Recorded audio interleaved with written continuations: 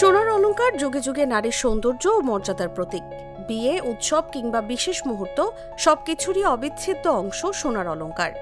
কিন্তু দিনে দিনে আকাশচুম্বী দামের কারণে সোনার অলংকার যেন আকাশের চাঁদ।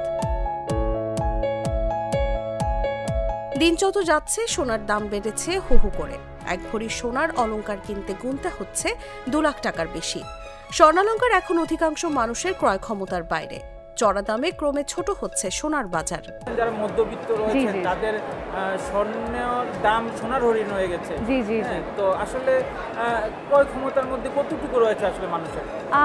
আসলে যত দিন যাচ্ছে এটা আমাদের বিয়ন্ড ইমাজিনারি লেভেল চলে যাচ্ছে। সো এই অনুযায়ী যদি আমাদেরকে যদি একটু মানুষের কথা যদি আমি বলি যে স্বর্ণের দাম আসলে অনেক বেড়েছে, বাট রিসেন্টলি আমি যতটুকু জানি যে একটু হয়তোবা কিছু % কমেছে। জুয়েলারি প্রতিষ্ঠানগুলোতেও ক্রেতাদের আনাগোনা কম। উৎসব পার্বণে মানুষ এখন আগের মতো সোনার অলংকার কিনছে না। শখের বশে সোনার অলংকার কেনাও অনেকটা বন্ধ। একেবারে বাধ্য না হলে কেউ জুয়েলারি মুখী হচ্ছে না।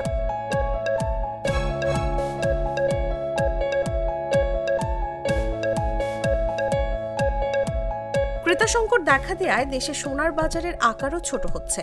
সংশ্লিষ্টরা বলছেন, দেশে সোনার অলংকার ব্যবসায় মন্দা চলছে করোনা মহামারী দেখা দেওয়ার পর থেকেই। গেল 5 বছরে দেশে অর্থনৈতিক অস্থিরতার পাশাপাশি মানুষের ক্রয় ক্ষমতাও কমেছে। বিপরীতে সোনার দাম বেড়েছে বহুগুণে, ফলে বিক্রি কমেছে আশঙ্কাজনক হারে। ব্যবসায়ীদের দাবি, দেশে সোনার অলংকার বিক্রি কমেছে 80% মতো। বিক্রি না থাকায় জুয়েলারি প্রতিষ্ঠানের মালিকরা কর্মীদের বেতন ভাতা দিতে হিমশিম খাচ্ছেন। অনেকেই ছোট করছেন ব্যবসার আকার। তারা বলছেন, সোনার ব্যবসা এখন আর সাধারণ ব্যবসায়ীদের হাতে নেই, জুয়ারিদের দখলে চলে গেছে। একদল সোনার বাজারকে এখন জুয়ার দানের মতো ব্যবহার করছেন। ফলে সোনার দামে ব্যাপক অস্থিরতা দেখা যাচ্ছে। প্রকৃত ব্যবসায়ীরা এখন তাদের ব্যবসা টিকিয়ে রাখতে হিমশিম খাচ্ছেন। দেশে সোনার বাজারের প্রকৃত আকার কত সে বিষয়ে কোনো গবেষণা বা জরিপ কেউ করেনি। তবে 2024 সালে বাংলাদেশ জুয়েলার্স অ্যাসোসিয়েশনের এক প্রতিবেদনে দেশের সোনার বাজারের আকার 2 লাখ কোটি টাকা উল্লেখ করা হয়। বর্তমানে বাজারের চেয়ে 20% মতো কমেছে বলে জানান বাজুসের দায়িত্বশীলরা। সেই হিসেবে বর্তমানে দেশে সোনার বাজারের আকার এখন 1.5 লাখ কোটি টাকার মতো।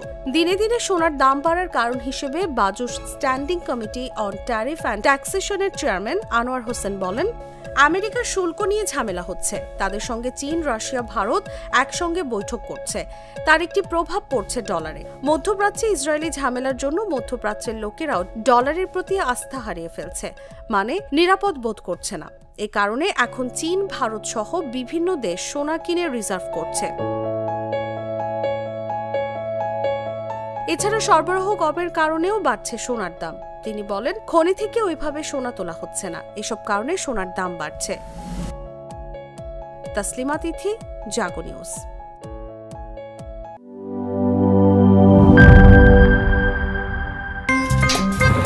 আমার একটা স্মার্ট সিদ্ধান্তে 25% গ্যাসের খরচ কমেছে। ভাবছেন কিভাবে?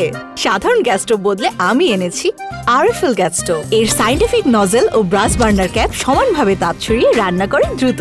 তাই গ্যাসও বাঁচায় 25%, টাকাও বাঁচে 25%। আরএফএল গ্যাস স্টোভ নিরাপদ ও গ্যাস সাশ্রয়ী।